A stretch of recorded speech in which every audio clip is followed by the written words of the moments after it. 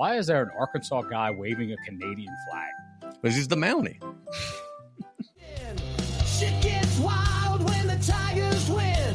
Tommy is pissed off and echoing, but damn it, I can't stop listening. When I listen, I'm in. You know that I'm locked in with D and Casey, Tommy and Nick. When I listen. And good evening. We are live here. It is the Group Chat Podcast. We are live here on this Wednesday. Casey Gisclair here with Nick Abair to my right, Damien St. Pierre to my left. Hope everybody's having a wonderful evening so far. We'll be talking about some topics in the world of sports. We'll be covering the College World Series. We got rapid fire response questions, all that and more. We'll be doing all of our usual stuff like we do on these Wednesdays, having a whole bunch of fun and cutting up. But first, boys, before we get rolling, how y'all doing today? How's the day? Today was pretty solid. Got a chance to catch up on a lot of stuff and got a big blown up day tomorrow. We've got some different topics and everything that we've got to cover in the world of sports. We're going to attempt to get Justin Verdin on at some point to talk about Cage Warrior Championships 37 Saturday night in Houma. It's a good number. I agree. Yes, indeed. They've got Joe Borkowski, who's going to be taking on Nick Gay from Houston, Texas. Should be a good fight. But the real question that I got for Justin, and Damien and I were talking about this before we got on the air, the hell is a tag team submission match in MMA? I'm extremely interested to ask him about that. That's on the card Saturday. And I know this, and I've been to several of these Cage Warrior Championship events. First class, the fights are going to be good. The production's going to be good. There's not going to be any downtime, anything like that. It's going to be a good event. That's at the Houma Civic Center on Saturday night, Cage Warrior Championships 37. Yeah, so that was the first thing that jumped off the advertisement whenever I started looking into it, whenever Justin and I started talking about possibly getting them on, and a tag team MMA match. I don't know how that works. That sounds like the crazy Russian stuff that you see on I've seen pro MMA fighters or amateur MMA fighters against 3 women at the same time, like things like that. But to have actual MMA dudes that are knowledgeable and know what they're doing in a tag team match, that'd be pretty. Can you like interfere if your teammate's getting submitted? Can you run across and just like kick the guy? Like, is it As long as the referee's not looking, I'm game. Yeah, so they raise up the arm. 1, 2, and then before the third one, you just clobber the. Okay, yeah, I'm game. I'm curious to see what it looks like for sure. That'll be this weekend. That should be a whole lot of fun. I know that they usually have a lot of fights on their card. Looking at the poster, it's no different this time. They got a bunch of different people that are going to be competing. Doors will open at 5:30. The fight start at 6:30. That's Cage Warrior Championships 37 this weekend out there in Houma, Louisiana at the Houma Civic Center. You guys know this. You guys both were in the boxing promotion game. If you could get to hosting your 37th, you're doing something right. So the fact that there have been 36 of these in the past tell you that Justin and his crew know what they're doing. I remember going to his fights at the East Houma Bingo or Town Hall, or I believe it was called, right out the tunnel. And then this event is at the Houma Terrebonne Civic Center, which I think it's called the Barry Beauvalin Center or something along those lines. Something like that. Huge facility, top facility in our area, probably biggest, nicest place. And I'm sure it's not cheap. Obviously, he's investing back into what the folks are giving him. 100%. Look, I know a lot of people are wondering about LSU baseball and are going to be watching us while watching LSU baseball. That game starts in 20 minutes. The big question from the LSU perspective is, who is Jay Johnson going to throw? We know Kate Anderson is available maybe for an inning or two after throwing Saturday. We know that Anthony Ianson is available for maybe 3 or 4 innings after throwing 40 pitches on Monday. But we also know that they have 2 games to win 1. So if they don't throw either of them today, they could probably piggyback them both tomorrow and get a full 9 innings worth of them.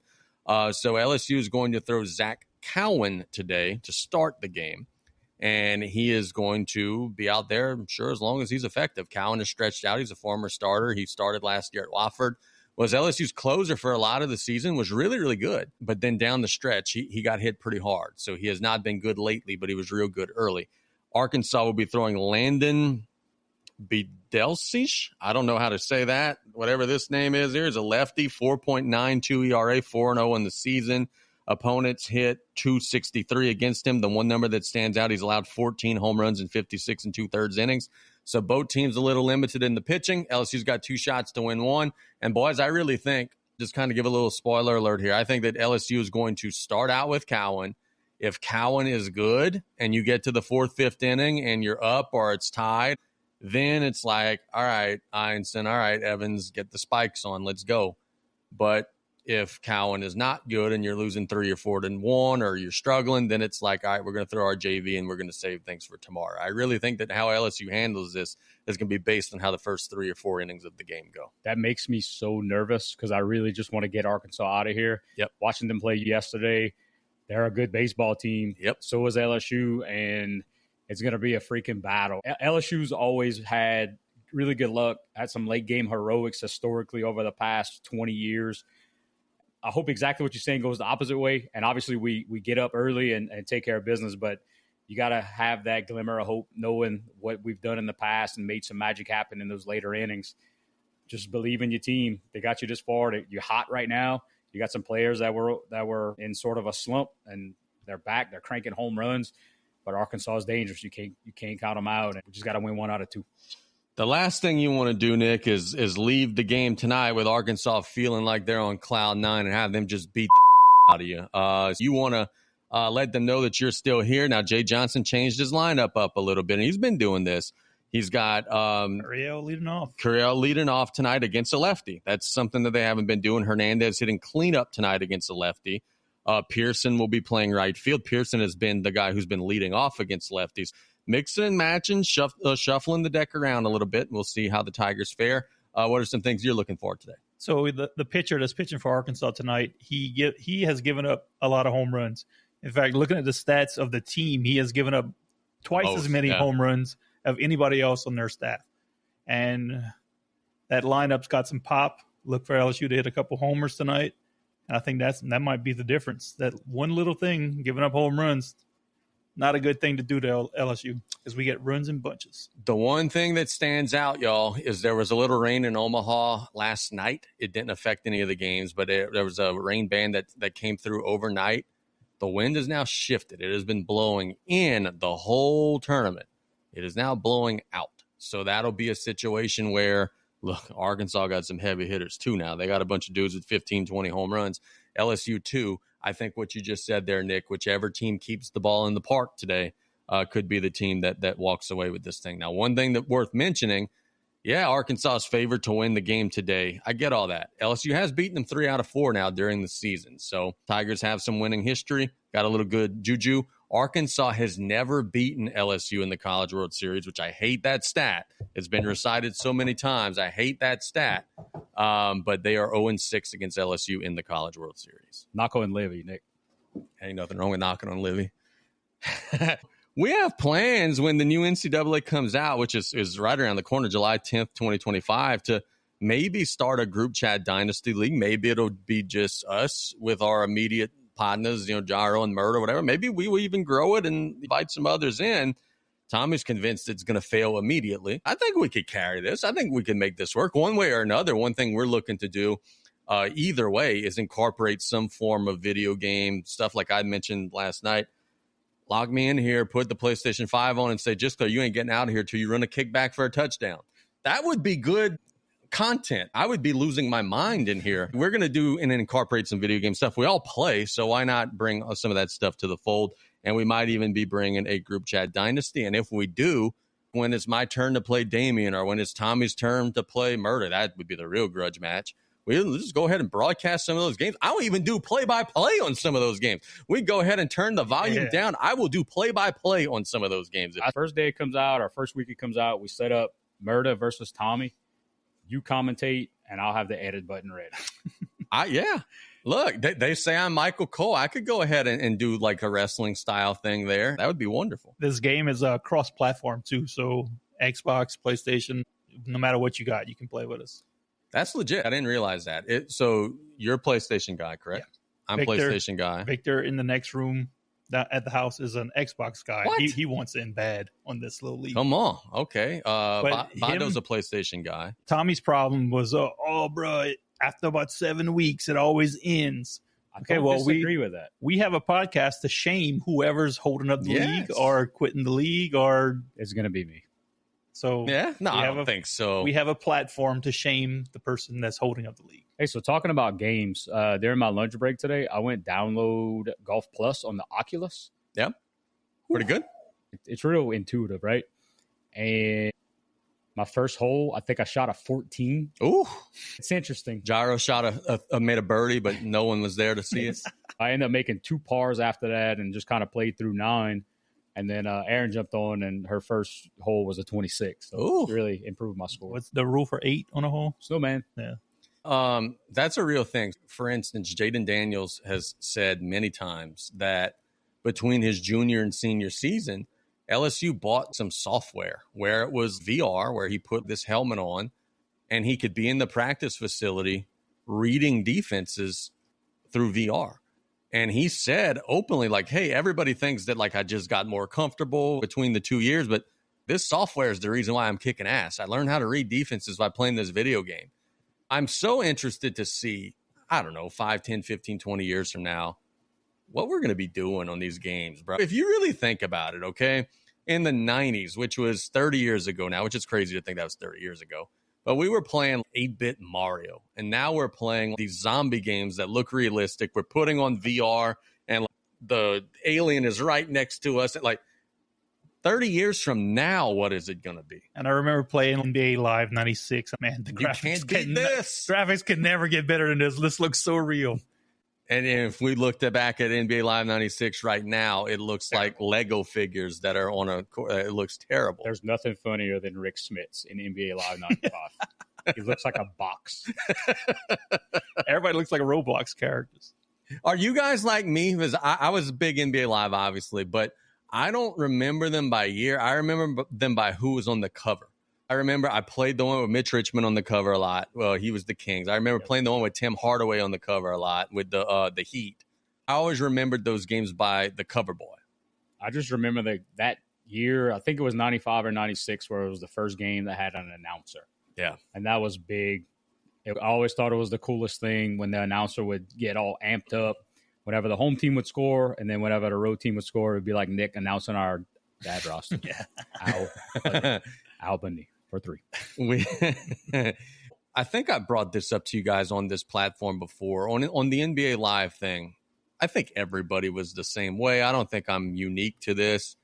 If you're down 15 with like 3 minutes left, you're turning the rules off and fouling out everybody, stealing the ball and going dunk. NBA Live 95 had a feature where you can turn the fouls off and just turbo into that guy. Yep. They fly, the ball stays there, you pick it up, and you go for a dunk. Okay, so that wasn't just me. That's a every kid thing. That's good to know that I'm not the only heathen here at the table. That was very similar to what happened to us on Saturday. We were playing in a one day Father's Day tournament, and we were down 28-15, maybe with 8 minutes and 36 seconds left. The reason I remember that because somebody took a picture and I saw the scoreboard. And the referees decided not to call any fouls. They turned the rules off. And I'm talking about we were destroying them at half court, getting steals and getting layups. We didn't give up a single point in the last 8 minutes and 36 seconds, and we lost. Wow. Golly. Yep. Okay, so the first time in history we have a bad refereeing story that went your way. Yeah. Okay. Absolutely. I like it. I like whenever it goes that way, because, boy, 99 times out of 100, that ain't the way that goes. Let's talk some NBA for a second, boys, because I'm not going to lie. I really think that there's one more game left in the NBA season. Maybe I'm wrong, but we'll discuss it.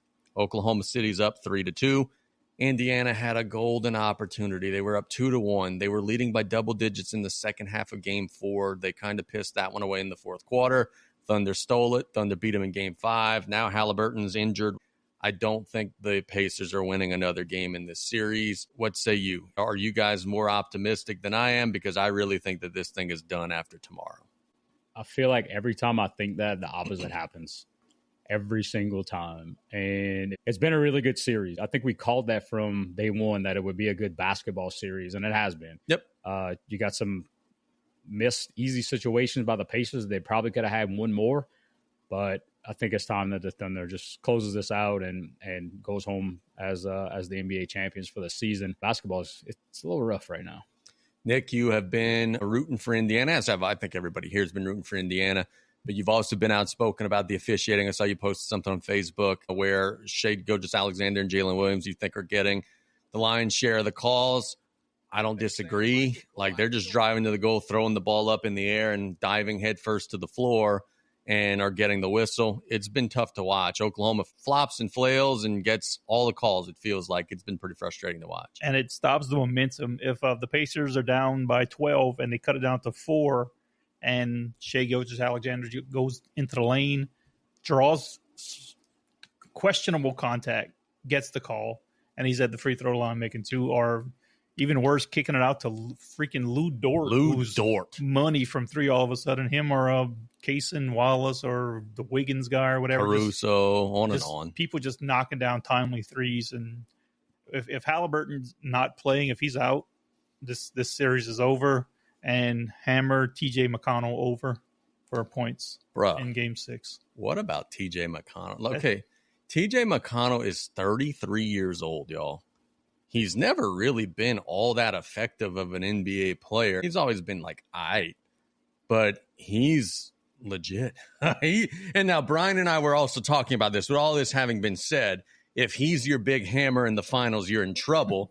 But with that having been said, he has been a big hammer in the finals. He's been very, very good out of nowhere. If you would have asked me, boys, 2 weeks ago even, what team is TJ McConnell on? I wouldn't have even known.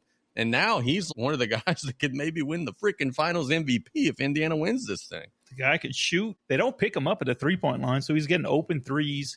He's driving. He's crafty. He's slick. He can get shots off in the lane. And on defense, he's just been playing harder than anybody else in the Pacers. He's playing thunder defense on the Pacers. And he's getting steals, getting assists. Over-under for points is 10.5 now. And I hammered that over earlier. Do you think he knows Corey Falls? Because he plays just like he'd be on his men's league. Yes.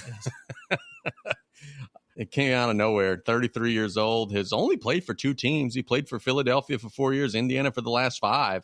Just solid as a rock. He's a big-time energy guy. I think as a coach, those are the kind of guys you want to almost limit their minutes a little bit because he plays so hard that you just want to make sure that he's able to play at that level the entire duration that he's in the game. So maybe limit his minutes a little bit, and then you'll get some more production. Y'all are the basketball coaches. I just kind of make lineups and try to motivate people and clap weird. Tell me about this. Where's the line got to be drawn, I guess, for Halliburton, where he said after the game, hey, if I could walk, I'm going to play. But the problem with that is he wasn't any good in the last game, and he might have even set them back. I get it. He's probably your most recognizable guy, probably your leader or whatever it may be. But he didn't make a field goal and scored 4 points in the last game. And frankly, there were stretches of the game where you were better without him. So at what point, if you're Carlisle, are you saying, hey, I respect your willingness to give it a go for us, but at some point, if you can't go, you can't go. And I feel like we're getting really close to towing that line with Halliburton right now. That's 100% on the coach. He's going to know if that is hurting him or if it's not hurting him. Because a guy like Halliburton, he's going to want to go no matter what. If he could walk, he's going to want to go. It's up to Carlisle to make that call on if they're better with him being 40 or 50% rather than bringing Rick Smits off the bench and having him try to do work. I had Brandon Brown on the radio today, and he said this injury is so tricky because Brandon Brown had this exact same injury when he was a professional basketball player, that calf injury. He said, you'll be sitting there, like you could sit on the bench, you could be sitting in the hotel, you're not going to feel anything. You're not going to be in any pain. You're running in a straight line. You're going to be fine. It's when you start trying to make cuts go side to side, it's going to just lock up.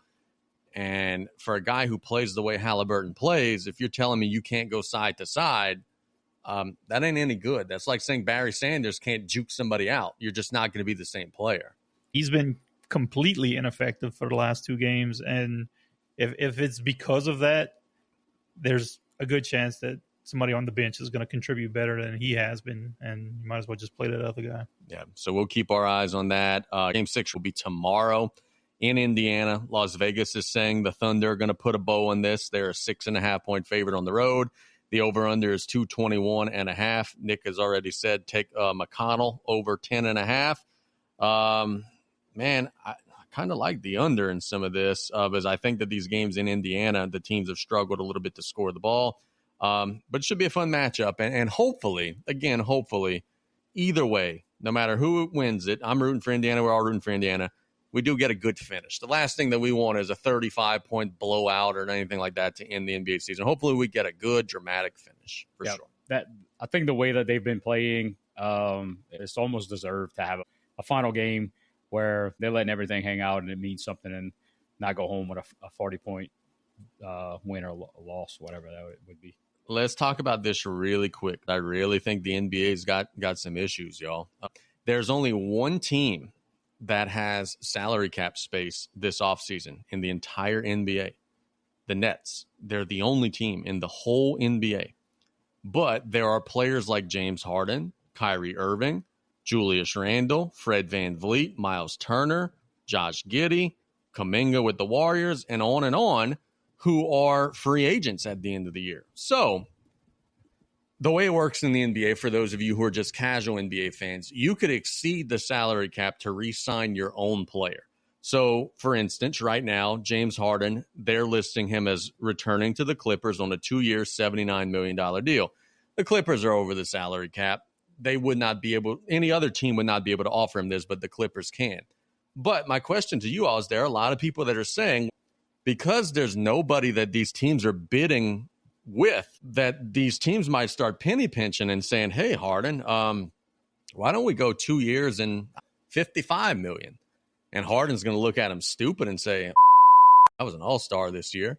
The Clippers are going to look at him stupid and say, where else are you going to go? There's a lot of people saying that the NBA market this offseason is going to crash because there's a lot of people that want mucho grande and only one team that has the grande to hand out at a mucho level. Gentlemen, are we looking towards a salary cap pyramid collapsing here in the NBA? It had to happen eventually. The market, it could only be good for so long before the money runs out. They're only increasing the cap by increments that are way smaller than what the wants are. But the wants always aren't going to get met. It's the needs that get met before the wants. You're going to eventually run into that. Baseball, you don't see that because you could pay that extra luxury tax or whatever. Yep. Basketball's a little bit different, and I'm here for it. I like to see it because you're going to get people not getting those crazy salaries that some of them don't deserve. I think the market is going to correct itself, Nick. And I mean, you know this. You guys are all business people. If you're looking to hire somebody and they think they're worth $150,000 a year, but the competing company is offering them 60, well, your starting offer might be 70 or 80 and not 150 because you're competing with the market, not what the person thinks his market is. And that's where we are right now in the NBA. In my line of work, that's my job. That's why I get paid. So the spin on that is, and I learned this from my prior manager, and I'm not going to name drop him, love him to death. I listen to everything, right? I'm always want to learn. He used to tell the story to these folks that were coming in with this big expectation on the pay. You want to play for the Patriots or you want to play for the Browns? You decide if you want to be with a company that wins or you just want to go get paid and not worried about winning. And I always thought that was the coolest thing in the world. Look, Nick, same old thing here. The Nets got about $37 million. Once that drains dry, what's to stop the Wolves from saying, oh, Julius Randle, yeah, I see here. Okay, you won 4 years, 121. Yeah, let's make it 4 years, 80. So these guys are coming up when their contract's finishing up and they're going to be free agents. And if they don't want to take that deal, the team could offer them, could lowball them. What I think might happen is NBA, not live, NBA Live from Saudi Arabia coming up. And the Saudis open up their own professional basketball league. Look, that's not that far out of the realm of possibility. They are doing the whole live golf thing right now. And they signed like Mickelson and DeChambeau and all these guys to hundreds of millions of dollars. I don't know if this is true or not, but they said, hey, that's only 6% of our athletic collective that we're using on the golf side. So what's stopping them from saying, all right, LeBron, I get it. You're 40 years old, who also is a free agent and could opt out of his contract, though he's not expected to. But what's to stop them from saying, all right, LeBron, let's go ahead and sign you to a 7-year deal. You'll play until you're 47. Probably not at a high level, but we'll do like a 30-game season. Live is a shortened season. And we'll pay you like $500 million or something like crazy like that. You don't think he would at least think about it? There's a lot of people who would think about it. And your guy, number 2 on this free agent list, yes, he's definitely in on that. Yes. Look, he does a lot of his business overseas, and he's got the big Adidas deal, and 100%. I could see James Harden being one of those guys as well. Kyrie can't get any American shoe deals. He's going to Saudi too. I don't think that this is actually going to happen this NBA offseason, but Nick, to your point, I do think you're ahead of the curve here. I do think in 10 years we're going to see this exactly happening. I really do think. The salary cap can't keep up with the salaries, so something's got to give here. It's going to be the same thing. We talked about it last week in the college game. If they cap that NIL and people are going to willingly give them more money, let them go. If you getting it, you worth it. That's it. That's my opinion. Another thing that's depressing, guys, is we literally have the Indiana Pacers this year who gave the Pelicans their first-round pick. You know why? Because they're up against the luxury tax and they don't want to draft someone because it's a guaranteed contract. And they're saying, well, if we take on a guaranteed contract, our tax bill gets higher. We got to change the way we do the NBA draft because, look, boys, let's be honest. Outside of 5 or 6 guys in each draft, most of these other guys are getting flushed down the drain and are not ever being a factor anyway.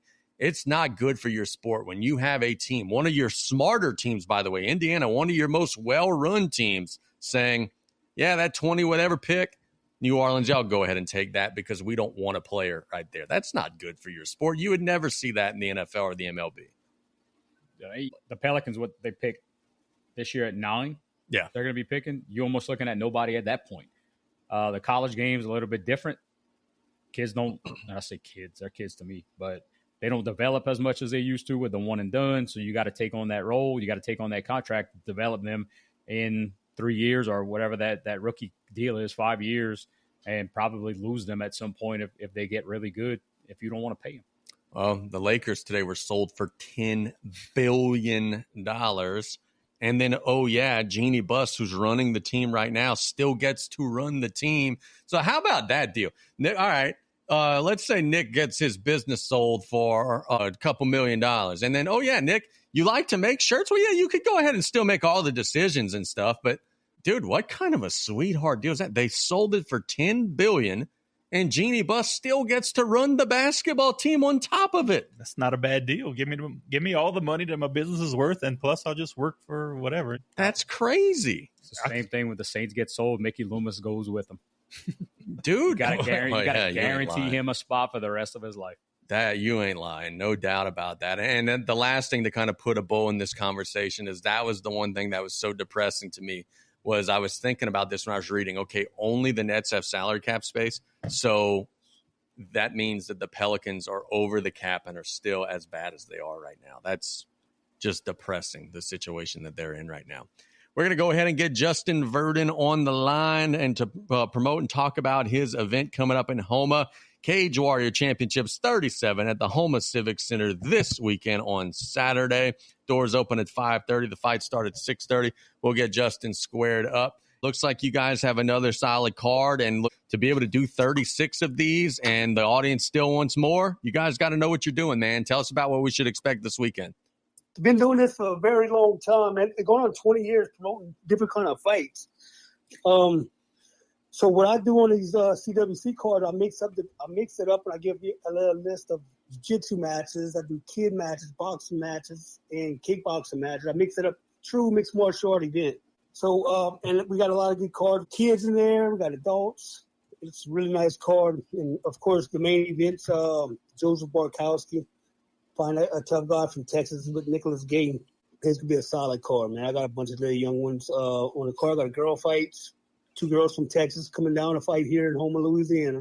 That's really, really cool. And look, man, I got to tell you, the boys and I have been talking about this since we got live. And I got to ask you right out the gate, what in the heck is a tag team submission match? You had us at that one. What we looking at there, brother? It was a tag team grappling match that people said, let's do a tag team. They was all talking about it. I was like, all right. So we tried it. I was against it for a little while. So let me do it one time for people. And we did. So it's a grappling match where 2 people go up against each other, and they can tag that partner at any time, and that partner can jump on their back at any time or any position. Justin, I know you're a pro wrestling guy, man. If the referee's not looking, can you like hold on for more leverage? How does that work? You can get away with it, I'm guessing. The referee does watch, but they could get away with it probably. It's 1 5-minute round, and whoever gets the most submissions in that 5-minute round, a 6-minute round, wins the match. Do the guys stay in the ring? I doubt you going in and out of the cage.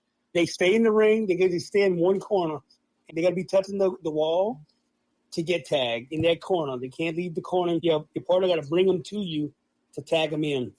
And a lot of times these guys stay in their lane where they on top of their opponent, rolling with them, and then whatever they feel like they want to get a good position for their opponent to jump on his back, they tag him and he gets in there and he gets some submissions. Nice. Start at bad positions. And man, look, let me tell you this. I was against it till I heard the crowd loving it and everybody's asking for more and more and more. So what I did was, after that started, I did a tag team grappling match, and I gave them a $500 prize, and they won 2 championship belts. And the 2 people that won the championship belts is the one that's competing in this one. Okay. So they could be kind of defending their title against 2 tough guys out of Roman Pinzoladas. I think he's in out of Baton Rouge, some tough jiu-jitsu school. So it'll be nice. I've been to some of these events cage side. I've been to some of these events in the bleachers.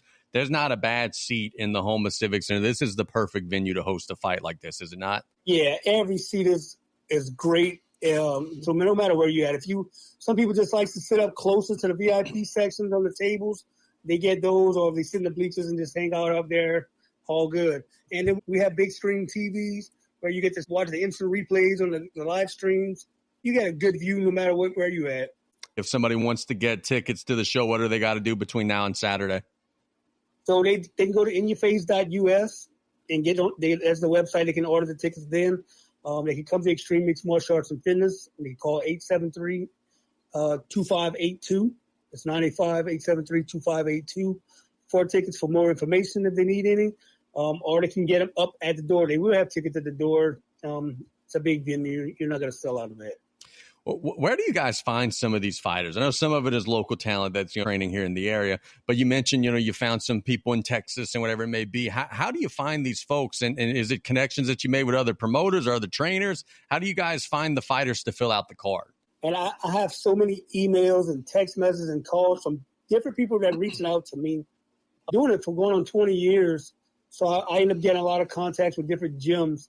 And different promoters too that we have a good affiliations with, that we help each other out. I had contacts with people for 20 years. That's how we know so many different people. I fly the girls in to fight on our cards anytime. I had somebody coming from Philadelphia, Pennsylvania, but she got hurt, so we lost that match. And she was flying in, but Houma likes female fights, so I'll make it happen for them. I know I've seen you at some of these fights before, and I've jokingly asked you, say, hey, man, do you miss it? And you say, yeah, I do miss it a little bit. But then you say the next day after, I don't miss it. So tell me about that, brother. It will always be that way. I hope that could change. I would. There's nothing that can motivate me to want to put the work in and get in super good shape again. I really would like to, but I'm good, man. I got a lot of young students that I would be selfish for if I started trying to make my way back in there. Yeah. We want to tease your brain a little bit later about the current boxing scene and what's happening there, because I know true you're a boxing guy. You mentioned 20 years in the sport. Tell us a little bit about your journey. I know we mentioned earlier before you came on about some of your first fights at the town hall in Houma, and now you're putting on fights at the Houma Terrebonne Civic Center. Just take us through that little journey and how cool that is to be able to put on a fight in a big venue compared to, where you started. Man, it's huge. Starting out from doing the East Houma Bingo Hall. I'm talking that little bitty things to doing all this from day one, costing me thousands of dollars every event, losing money on these events. Just to show to people that it's not about money for me, because I lose money on these boxing events or any kind of MMA fights, whatever. I love this stuff, so that's why I do it. And to build this up with locally and to get people to want to watch this stuff, it's amazing, man. Along those same lines, Justin, given your boxing, love and passion, what does it do for you when you have a guy like Jonathan Guidry, who's like a top 10 heavyweight in the world, struggling to find a money fight, but YouTubers are finding fights and making millions and millions of dollars? Like, that's the sport has changed so much, and I don't know how I feel about it. So you know more about this. I'm going to ask you, how do you feel about it? I don't know how to feel about that because I want my guys to do that, and we the YouTubers are doing it, and so it's not no real talent. People these days is not watching real talent. They just love fights. They're not watching the true art of boxing. It's I don't like it. But what you gonna do? You can't. We need to try to figure out something for us to get to that level. where we could be making millions of dollars and off of YouTube. Guys. We gotta get some YouTube content. Hey, you guys been with me for the longest time, man. Like, since I started with this, y'all was involved in being this with me. It's like, so this is not just something that I built up. It's all what we built up and what we got going on in South Louisiana, Stepping out a little bit from South Louisiana, there's been an influx lately over the past maybe 8 months, probably since the Jake Paul-Mike Tyson fight. You got Oliver McCall at 60 years old fighting. You got Manny Pacquiao coming back at 46 years old. And then on July 1st, you got Shannon Briggs at plus 50 years old coming back and fighting. What's your take on these older cats getting back in the ring? Is it the love of the sport? Is it the money? Yeah, I would think it is for the love of the money, but I feel like it's the love of the sport. Like you wanting to do it. Some of these guys maybe needed money, because they still got a name to try to sell tickets. I guess when you love the sport so much, you might not want to you can't quit. What was that? Manny Pacquiao's Hall of Fame ceremony. And that was one thing that he announced. He said he's not here for the money. He was here because he loves the sports and he got bored and he really missed boxing. He really wanted to do it again. And that's why he's back in there in July. Justin, tell us a little bit about your main event. Obviously, we got a professional fight, Joe Borkowski against Nick Gay. What do you know about each guy, and why should fans want to see that fight? Nicholas Gay's a tough opponent. He fought on some big cards out of Houston, Texas with a great team. He started on a losing streak, but he's a tough opponent, fighting somebody with one pro. This will be Joseph's pro debut, so we going with a pro debut versus a guy with 15 fights with experience. And that's like a great matchup to watch. You never know what side's going to be happening. In MMA, you never know what happens in MMA. Joseph Borkowski's trained super hard at Extreme Sports Arts Fitness in Louisiana, Black Belt Academy. I'm excited to see it. And Joseph was one of Jonathan Guidry's boxing sparring partners whenever he gets ready for his fights. So it's going to be a good one. And I know you got something in the vault, man. I know you never stay stagnant. What's coming up for you on the promoting game? And it's kind of crazy for me to say that I have nothing at all. What's next for me? I have nothing going on. I need a venue. I don't know where I want to do one at yet, or I might just take a break to the new year because next year, man, that's making me 20 years promoting fights. Hey, now. When I started my LLC, it's gonna be 20 years next year. Hey, now. So, that's awesome, man. I'm feeling like I'm going to just take the rest of the year off, maybe. I tell myself that, but, man, I love this so much, and they got people calling me, when's the next fight? And I said, all right, I'm trying to figure stuff out. So I got fallback plans. I like to bet a good bit, Justin, and my money's on you having something before the end of the year. Yeah. I wouldn't bet against it either. A hot prospect out of down the bayou, somebody you've been involved with for forever.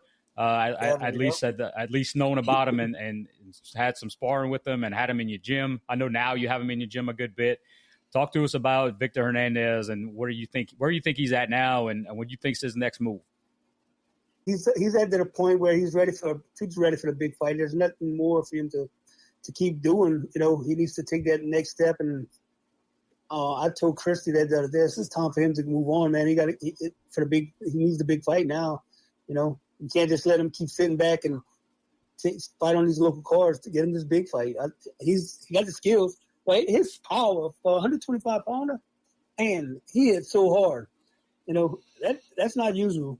What's cool about Victor, man? He's not silver spoon fed type of person. He's worked for everything in his life, and he knows he knows that does not come easy. So anything that he has an opportunity to take advantage of, he's definitely going to do that. I would say since he was like 14 years old, he's been in and out of boxing. I think we caught him 14, at 12 from the plant, man. yeah. That's why it was around that age, and he stayed with it off and on, and came a long ways, right? He came a long ways. He bounces around, goes, he's around the right people right now. I think that being around the right people is leading him to the right directions for sure. Justin, give us a couple names, maybe who to look for in the MMA world. Not necessarily that's fighting on your card Saturday, but just locally that we need to keep an eye on. Same side on the boxing. Who we need to watch out for. Who we need to listen and pay attention to. Man, like I said, Joe Barkowski is one of my top guys right now. For the local person. One more time before we let you go, how did they get tickets, brother? But you can go to anyface.us. You go to Extreme Mixed Martial Arts and Fitness. You can get them at the door. You can call 985-873-2582 for tickets. You got some kids on the card. Let's talk about that. You got Julian, I'm not sure what that last name is, against Parker Bankston. I can't say his last name. What is going on? Is this a MMA fight? It's going to be a striking match. It's a striking match we call where it's just they wear headgear and street boxing. Is this guys from your gym? This guy is from our gym. That the kid he's competing against is a kid coming from Kurt Hollabaugh's gym in Amit, I think they're from. But yeah, it's gonna be a good little boxing match. I like to mix things up. So Julian's one of those kids. He's a pretty good boxer. He's a Canelo guy, but he's pretty good, and he's to put on a show for people for sure. That's awesome. And I also have a little 14-year-old girl that's gonna step up and fight an older girl. I think a 17-year-old, just so she can have a fight. Other team coming from Texas to have somebody. So that's gonna be two little striking matches we're gonna have from them, and then we have some grappling jiu-jitsu matches coming out of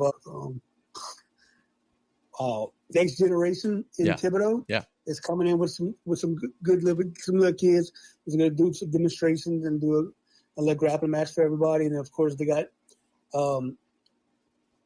two of the people that trained there and here that's going to be doing a tag team grappling match also. And Justin, along those same lines, man, kind of to piggyback off of Nick's question, if somebody has, a 10, 12-year-old kid and they're interested in that type of stuff, how do they join your gym and start training? They can call in, make an appointment, come join in. And eventually, if this is something that would want to do these kind of things, they're welcome to come and try out our classes and see how it is. They don't have to compete. Our school is not all about competing, but if you do, then we'll step it up for you. Good deal. Nick, you got a kid jiu-jitsu, right? Yeah, I got a couple kids in jiu-jitsu and I Team see that. Man, you should have talked to me, bro. I could have put them in there. When you were saying you got kids on the card, I was like, man, I got a couple guys that we can get booked. I know, bro. You got to tell you, they got to talk to them. And they'll go against each other if we need to. They fight that. I would love to put you boys in there. Eventually, we'll get that done. Yeah, absolutely. That'd be great. Hey, give us a rundown of South Terrebonne girls basketball. Yeah. Man, we gonna be all right again next year. I think I have one daughter that graduated, so I got one left. And I was watching them over the summer. I think they gonna be pretty decent again. I think they're gonna be a lot better than last year for sure. They got a lot of young ones. One more thing, Damien, cut off. You sent a boxing shows? You ain't playing on anything? You trying to put me on the spot? Man, I got to tell you, Mustang Mike's been talking to me, man, and we close. So I'm gonna need an opponent. Oh, let's do this. But I'm not losing. I'm in, man. Oh yeah, all good. I don't take L. You can be the bad guy. It's all good. You can be the bad guy and win. Look, man, you catch me outside of basketball months. I'm game, but inside of basketball months, it's tough for me. But I always got the itch, man. Like you said, for the love of the game and just it's in your blood. And I was never brave enough to step in the ring, but I did a lot of business with a lot of good folks and got a lot of good friendships and relationships out of it. And never say never, right? That's right. Never say never, man. That'd be cool. 100%. Hey, look, man, thanks so much for the time. Take care of yourself, all right? Yes, sir. Thank you. Thanks, Justin. Yep. We appreciate Justin Verdin for his time, doing a good job promoting his event. We learned what the tag team match was all about. That sounds like it's going to be a whole lot of fun. And, man, look, there's going to be some striking, some grappling, the MMA, amateur, professional. Like, there's going to be a whole lot for everybody. That's going to be a whole lot of fun. Like we said earlier in the show, if you've hosted 36 of this and they haven't run you out of town yet, you're doing it right. So the fact that they're on event number 37 and they just keep getting better and better, it's going to be an awesome event. He does a good job. It's tough to make those fights. At a time, right when I stopped going to college, quote unquote, that I was still paying for, or that my grandparents were still paying for. So that's what I was doing, making fights. And it's coveted to have a person that has that old school Rolodex of numbers and contacts to be able to make that happen. That's the hardest thing. If you put on the right fights and you put on some entertaining stuff, people will follow you. They start to develop the trust in you, and it makes it a lot easier. And he's been doing that for a long time. He mentioned his growth. Look, this guy has done fights in the parking lot of the brick house in the back, and he's cut his teeth the right way. He's come up the right way, and it's cool to see him succeed. I'm very intrigued by this tag team submission match. If that goes over well, you got to step it up. Like, when do we get 5-on-5 full contact MMA match? Survivor Series. They have to go to Germany. I'm telling you, yeah. I think it's Russia, but like you see these clips online, and it's like, wow, that is insane. That's the next logical step from the 2-on-2 submission match. Book Victor and Silas as a tag team. Oh, someone's turning on somebody else. They can't work together. I was just say somebody's turning on somebody in that Victor's tag definitely team. turning on Silas at some point.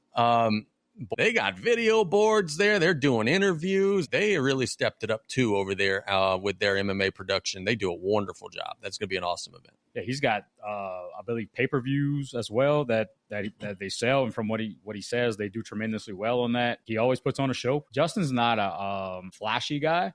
He's they're down to buy a guy, a Houma down to buy a, not a big ego, but he's always wanted a big show, and he's always done a good job of bringing that. I remember one of the coolest fight experiences locally. He fought Ricky Foss for the Louisiana State Light Heavyweight Championship, and Justin came down here and stayed here for like a month and trained with Kennedy McKinney. He was ready to go, and awesome entrance. It was at the Houma Terrebonne Civic Center, and it was like this grudge match. Him and Ricky didn't get along at the time. Justin was pummeling this guy, and Ricky Foss is an MMA guy, and he's against the ropes in the corner, pretty much fighting for his life, and he throws a freaking knee at Justin. And it ended up being a DQ. Boys, I don't know if you guys saw this, but when we were talking about Victor, I just went on BoxRec. We got breaking news about our guy. What we got? In El Paso in October, Victor's getting his big fight. He's fighting Alberto Paradis, 14-0. 10-rounder. October 11, 10-round fight. Victor's fighting a 14-0 competitor with 12 knockouts from Colombia. Well, that's going to be the biggest fight of his career to date. He is still listed as being on the card in Nashville in August. I would imagine that's probably going to be another get me a win, polish up before the big fight in October, but sure looking like he's getting his big step up in class. That's awesome. That's what we've been talking about. That's what he needed for his career right now. Justin mentioned the same thing that we've been harping on. Credit to him, credit to his team. The data says he's got a 78% chance to win, 8% chance to knock out. How long of a trip is El Paso? That's like 9 hours. El Paso's almost in Mexico. It is a long way away, all the way on the Arizona side of Texas. So that's a flight. Yeah, that would be a flight for sure. I don't have a real ID yet. We got some time. And that's not basketball season. That's going to be a whole lot of fun. Now I'm anxious to see if he keeps that obligation in Nashville on August the 2nd, who the opponent's going to be, all that good stuff. And correct me if I'm wrong. It feels like that's going to be tune-up fight. Then, hey, let's go get it in October. Yeah, that's a stay busy fight. Just quickly glancing at, is it Alberto? Alberto Del Rio? That's what it looks like. 28 years old, so he's not an older gentleman. He's been beating the out of everybody he's been fighting. Winning record. It's going to be a good one. Yeah, it's going to be a tough fight. And look, something that jumps off the page, he's fought as high as 147 pounds in 2022. So that's just 3 years, and then he's gone down since, which that makes it even a little bit more interesting. Go get him, Victor. Go make that money, man. That'd be a big fight and really catapult himself. And that would be one if he could get a win there. If he could get a knockout there, then it's time to go and really start challenging. Top 100 guy. Victor's currently ranked 81, and Paredes is 99. According to the data, it's a pretty even matchup. We're going to have to get Victor on before that and break that all down. Let's talk a little bit about the world of golf before we get to our rapid-fire response. The U.S. Open was this past weekend. And we have J.J. Spaun, who wins the championship after just a crazy bad start to his round on Sunday. Now, Spaun was the wire-to-wire winner. He led it after the first round. He held on, and he won it on Sunday. We talked a little bit about this before the event. Oakmont was going to be a challenge. My God, was it ever. We also had a little bit of a concern of after the rain, what was it going to look like? Sometimes golf courses get easier whenever the rain comes. That's not the way that worked. Oakmont got more difficult after the rains came. James Schilling, who's a former college golfer, said he played it from the forward tees without tournament rough. And he said after 8 holes, I was so miserable. I wanted to go home and just end my vacation. James Schilling told me this. He said anybody with a handicap, I think he said under 18, wouldn't even be able to break 200 at Oakmont. And that was the thing that I took away, is that so many of these golfers just looked miserable. They look normal. There's not a whole lot of joy going on there. There was not a whole lot of having fun going on there. The golf course beat out of those guys this weekend. They actually look like normal, average, everyday golfers, and it was enlightening to see. I tuned in for about 10 minutes, and it looked like it was us out there on the golf course. This can't be the real professional thing I'm watching, right? I went down to Golden Meadow on Father's Day. That was Sunday afternoon. With the rain delay, it was really late.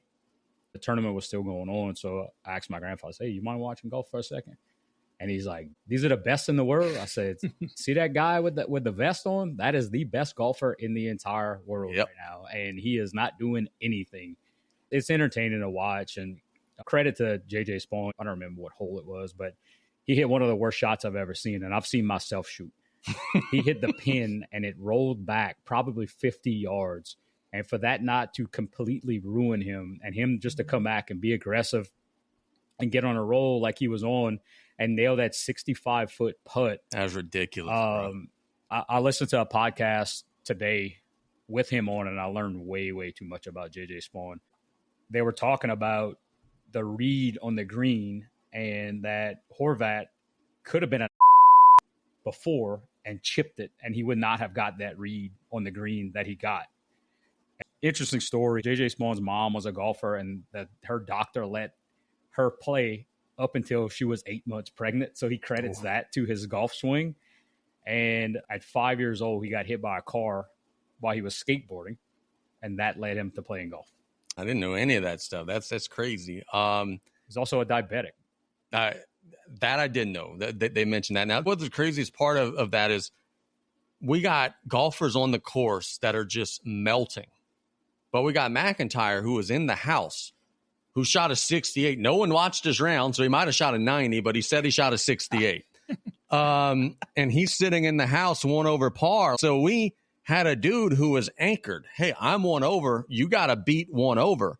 And Spaun and Hovland and Hatton and Ortiz, these guys were all like the wheels were shaking. Sam Burns, the wheels fell off. More about that in just a second. So for him to be able to step up through that is very, very, very impressive. And like you said, to make that 60-something footer, dude, whenever I saw where his second shot landed, I'm thinking to myself, this has 3 puttons written all over it. We are going to be watching a playoff. They had already said the playoff would have been on Monday. They weren't even going to attempt to do it on Sunday. This is going to be McIntyre versus Spaun on Monday. But nope, he lined it up. And fortunately for him, it hit the hole, because if not for that, it would have rolled 10, 12 feet by. But he nailed it. Putt of a lifetime, and it was a $4.3 million putt on his behalf. He was absolutely locked in. And again, to stay locked in after a terrible shot that is just a 1 in a million type of chance, he deserves it. That was his first major, and it may be his last, but he literally weathered the storm and got it done. That's one of the best locked-in performances that you've seen for quite a while. What's something that aggravated me? Announcers get under my skin. Not you, Casey. Thank you. Just These guys Appreciate that. These Junior. guys that speaking to the mic, Sparky. John Rahm's the leader in the clubhouse. I don't know how many times I heard that. Dude sitting at +4. It might have looked good, but they were still saying it when folks were still at +1 or even. Yeah. Oh, John Rahm, he's waiting in the clubhouse. He may take this. No, he's not. Get off of John Rahm. Dude's a freaking bag of shit. I don't like John Rahm. I like John Rahm, but I'm with you. They were blowing it overboard, his chances to potentially win the event. That was not ever the case. You were mentioning Sam Burns on Friday, and he was rolling. Take us down that journey, that collapse that he had. I believe it was on 16. He got screwed, dude. He did. I was talking about this with the Nichols golf coach, James Schilling, Monday. It was the 15th hole, and Burns was in the middle of the fairway. The ball was resting in water. And the rule is if you're not in like a lake and the ball's in a spot where there's not supposed to be water, you get relief. The rules official said, nope. So he challenged, got another rules official, said, nope, you got to play it from the water. I've seen the photos and the videos. His ball was in water. I think what ultimately ended up happening, Damien, was the rules officials just knew, hey, we're running out of time. We don't have time to deal with this. Just suck it up and play. But if I'm Sam Burns, suck it up and play cost me a chance to win the United States Open. That was not ideal for old Sam. That was tough. And I get it. The fairways were wet and the course was muddy and everything. He literally was hitting a shot from the fairway out of a water puddle, and it caused him to hit it wayward, and he made a double bogey. And then after that, just mentally collapsed. So you got a second ruling from a second official. Yep. Do you think those folks are on the horn with each other saying, hey, look, I already made this call. Let's not overturn this and just screw this guy that's going home? Probably so. And I really think that ultimately, if this were a situation where if this were at 4 o'clock in the afternoon, like it should have been without the rain delay, and we had more time to figure it out, I think they would have figured out where to put Sam Burns' golf ball. But again, when it's 6:30 and we've got like 30, 40 minutes left of daylight, it's just like, all right, dude, come on, man. Like, let's finish the round. But again, finishing the round for Sam Burns cost him a chance potentially at winning the United States Open. I didn't realize how mental golf is. When he shot that, you could see the water. It looked like somebody was splashing in a pool.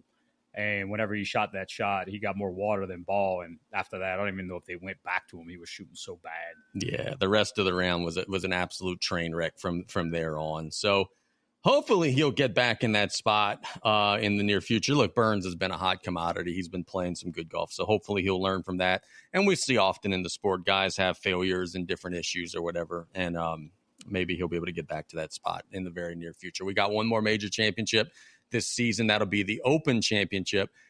This is what I love about the sport of golf. We had Oakmont for the U.S. Open. It was a bear, 7,800 yards, 300-yard par 3. And then now we're going to the Open, which is going to be coming up.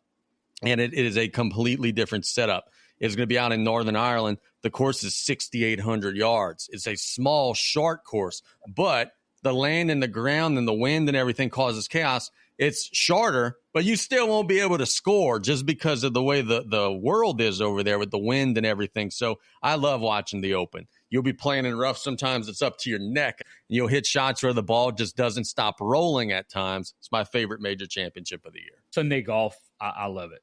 No matter who's in it. And I always like seeing these newcomers, and like McIntyre this week. I had no clue who that guy was. And you told me he went to McNeese. I had no clue. Yep. Just seeing some of these guys that are competing with some of the big names and just making their name. I think that's pretty neat that, if it's your 4 days, it's your 4 days. And you don't have to be as good as those guys for 365 days out the year. You just got to be good for 4 of those 365. Yeah, so can't wait for that. And we look forward to the Open Championship, and I can't wait to see where the world of golf spins around from here.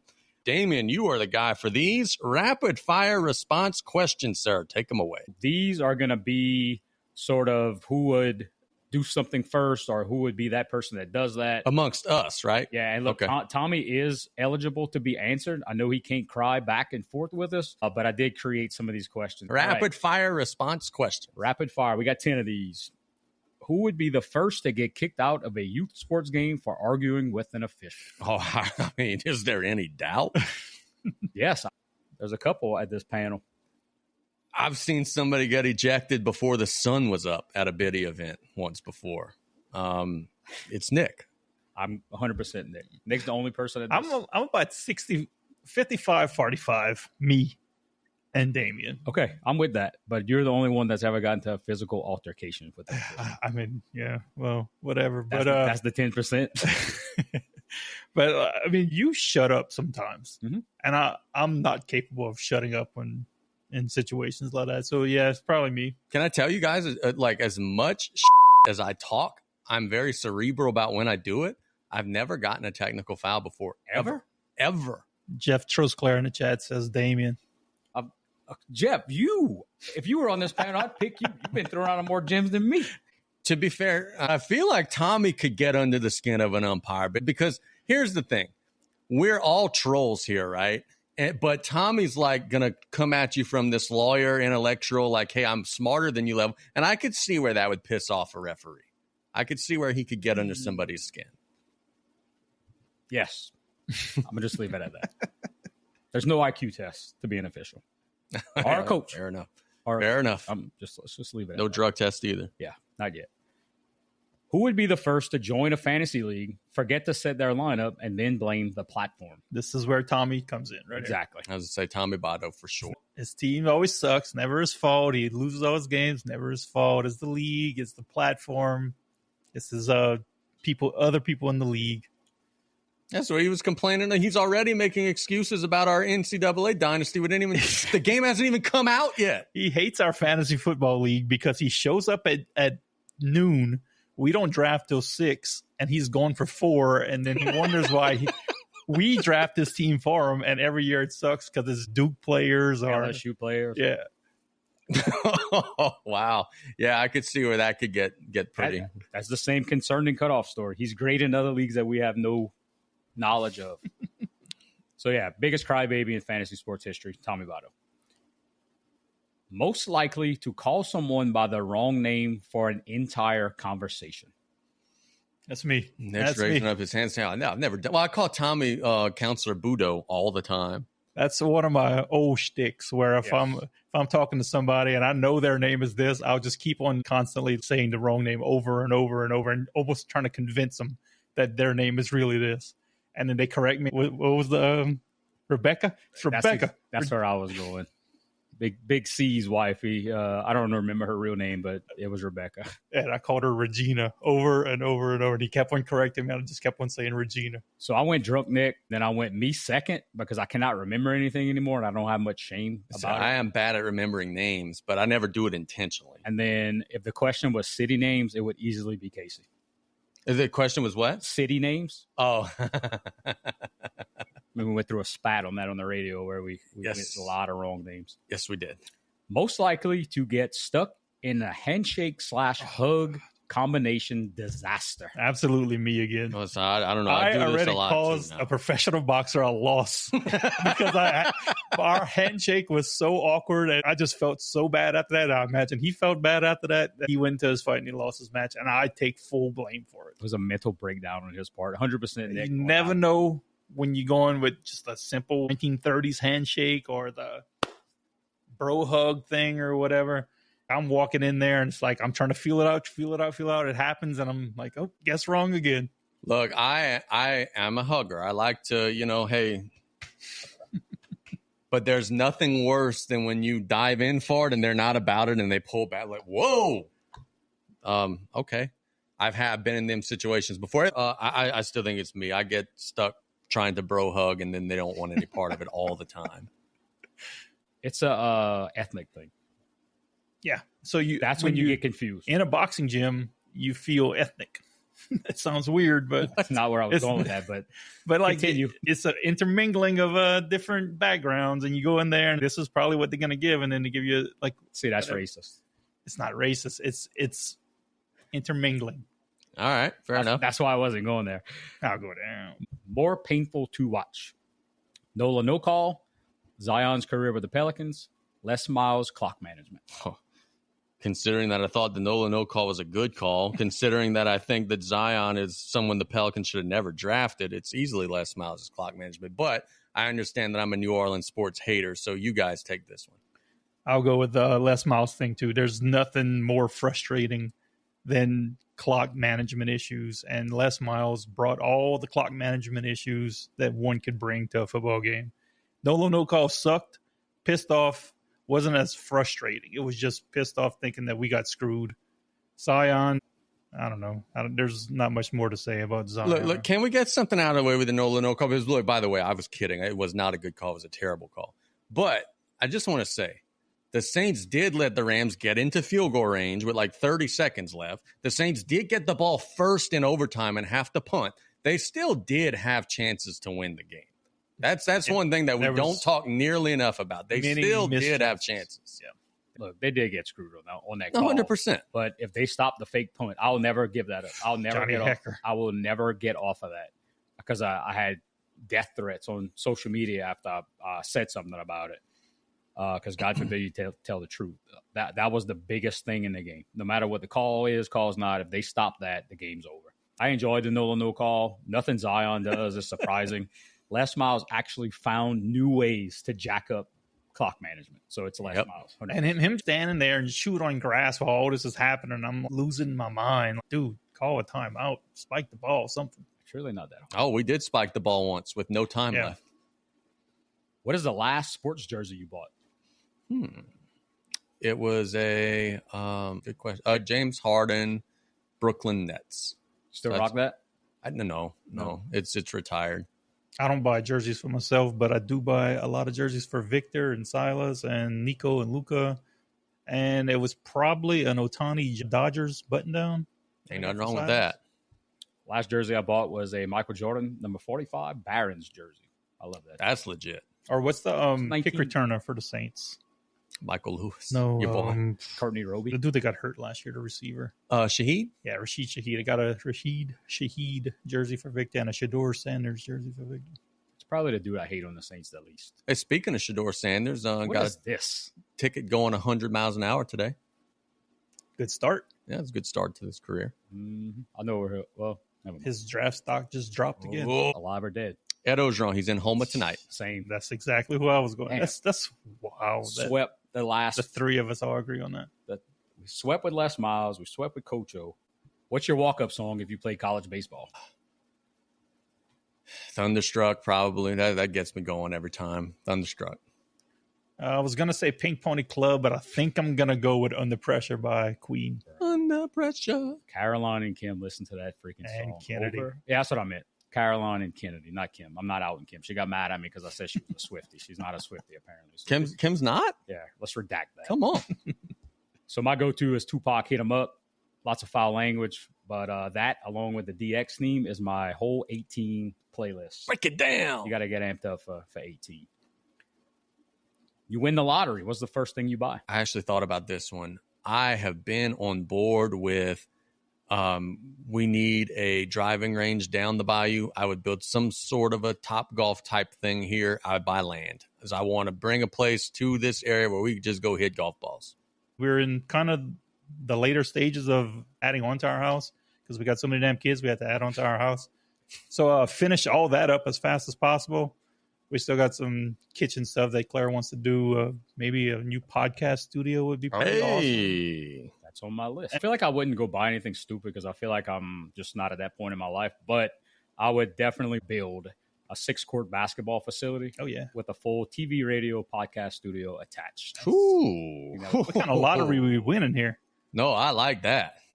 I went big. I'm thinking the lottery is $1 billion now. $1 Louisiana lottery, where like you get like a hot sauce Jeep or something like that. Or not like a $5 hot sauce Jeep. What? You don't know nothing about the hot sauce truck? No, I don't know nothing about that. That was a big. Didn't somebody from down here? Win that? Yeah. I remember seeing that hot sauce truck up and down the bayou. All I know is a chicken car, dude.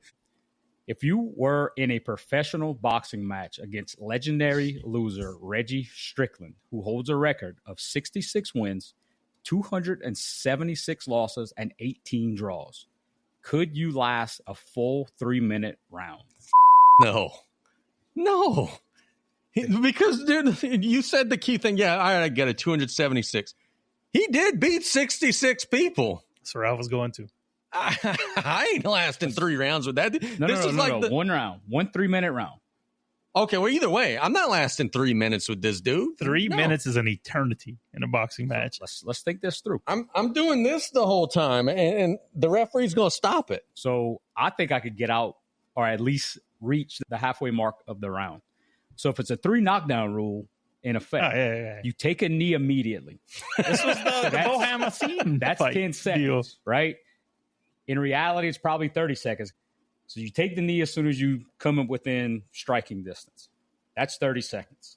You got 2 more. You be a little strategic in that, and you may get through that first minute. About 10 years ago, I'd say possibly, but 3 minutes is an eternity. This guy's beaten 66 dudes better than any of us. I don't think so. The more important question is, could Reggie Strickland hit Bruce Lee in the face? Oh, absolutely not. Yeah, see, that's where it gets dicey. I know that's a impossible feat. What's up? Let's do this. We didn't unveil our cameo for the week. Oh, we did. Oh, and it's a good one too. I've been made privy to this. This was the fastest cameo response ever. According to Cameo, it's 21 hours it took this gentleman to do this. I have been made privy to this. This is good. Nick, you might want to pay attention. Yes, you might want to pay attention. Gentlemen of the Group Chat Podcast, it's the Drama King here. And look, I hear there's a fun little segment on your show called Nick Famous Little. Can't even use your grown people, right? I assume you're grown adults. Can't even use little. Like, come on, man. What the fuck is this? No rules. Change them in the middle of the game. Look, if there's anybody who knows about gimmicks, it's me, but a whole gimmicked wheel that's always there. If it's always gimmicked, then it's never gimmicked. You freaking morons. Knock it off, start using the proper consonants, and only use the gimmick wheel when the gimmick is called for. Drama King out. My guy. Sounded like Stevie Richards. Could get a. Oh, I know who that is. Do you? This dude was legit. Yeah. One of the coolest tag teams in quite some time. So the tirade on Nick's little game was none other than former WWE superstar Aiden English, who was part of one of the coolest tag teams. The Vaudevillains. They were awesome. I hated them, but that entrance was freaking awesome. What does he say? If you always use the gimmick, you never should use I don't know what he said. It was funny as hell. If you always use the gimmick, it's not a gimmick. Yeah, there you go. He was the singer, right? Him are the partner. Oh, yeah. Man, that was good stuff. We got people shouting us out we're paying them to shout us out.